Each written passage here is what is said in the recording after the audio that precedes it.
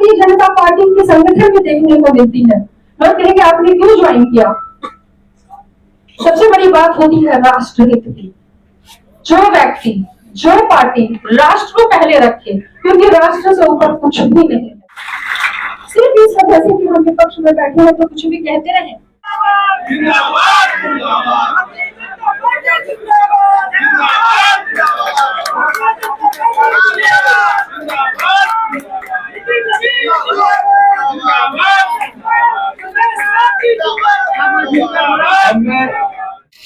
एक बार जोरदार ताली से आप सभी स्वागत करेंगे।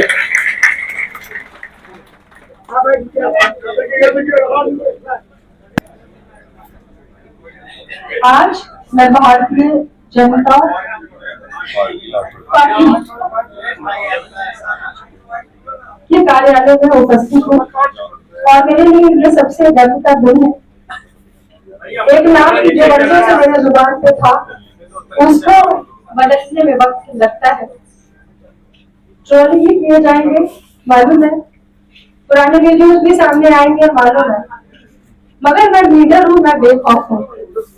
सबसे पहले मैं आभार व्यक्त करना चाहती हूँ हमारे माननीय प्रदेश अध्यक्ष संजय सरवावती जी के लिए, जिन्होंने ये मौका मुझे दिया है कि आज मैं बीजेपी की सदस्यता लेकर के आपके परिवार में शामिल होकर के अपने आप को गौरवान्वित महसूस कर रही हूँ। माननीय प्रदेश अध्यक्ष दिलीप जायसवाल जी यहाँ पे मौजूद है, उनका आशीर्वाद मुझे हमेशा से मिलता रहा है और मैं आज खुद को बहुत ही भाग्यशाली समझ पा रही हूँ कि आज मैं इस कार्यालय में मौजूद हूँ और मैं उन महान शख्सियत, मुझे कहने से कोई गुरेज नहीं है। आप लोग कह सकते हैं कि जुआ बदलते देर नहीं लगती है, मगर उन बातों को नकारा नहीं जा सकता है जो सच्चाई है। जब मुझे निर्दलीय चुनाव लड़ने का मौका मिला, अब तक मैं एक धारा के साथ थी और एक धारा की ही बातें सुनती, समझती और देखती रही और जो अंदर डाला गया वो मैं रिसीव करती रही। मगर मुझे जब मैं निर्दलीय चुनाव लड़ने का मुझे मौका मिला, लोगों ने कहा बागी है। हकीकत तो यह है कि बागी परिहार विधानसभा की एक एक जनता हो चुकी थी, क्योंकि उन्हें नेता के तौर पे ऋतु जायसवाल चाहिए था। ये नेता का होता है कि वो जनता की आवाज को सुने, जनता की बातों को, उनके दिल में क्या है वो देखना चाहिए। तो बागी तो परिहार की एक एक जनता हुई थी जिन्होंने मुझे 65,000 से ज्यादा वोट देकर के साबित किया कि वो सही है। मैं उनकी आवाज व्यक्त करती हूँ कि चाहे दल कोई भी रहा हो, उन्होंने मुझे कभी साथ नहीं, मैं निर्दलीय थी तब भी, मैं पार्टी से थी तब भी, और आज मैं भाजपा कार्यालय में हूँ तब भी वो पूरी मजबूती से आपके साथ है।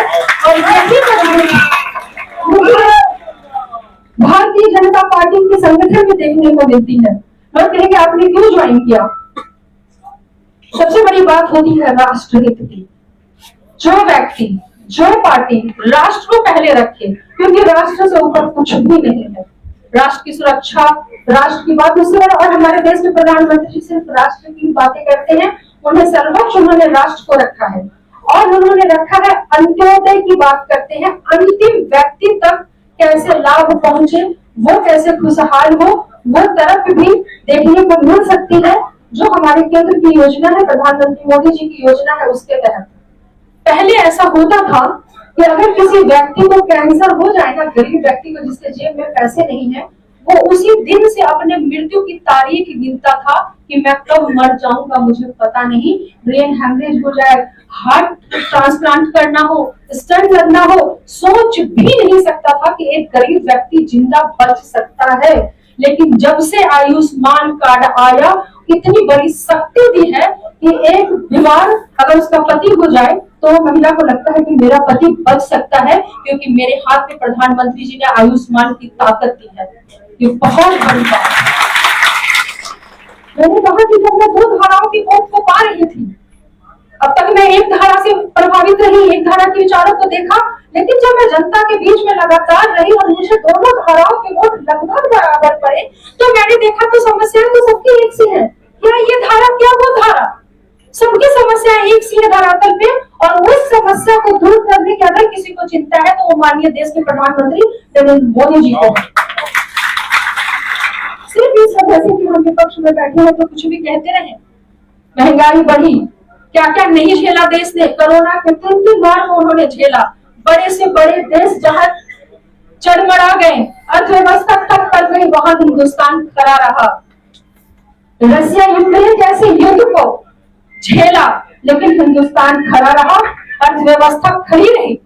आज जो स्थिति है, लगातार जो वैश्विक अशांति का माहौल फैला है, उसमें लोग कहते हैं अच्छा तेल का दाम बढ़ रहा है, अच्छा ये हो रहा है, ये सरकार में हो रहा है।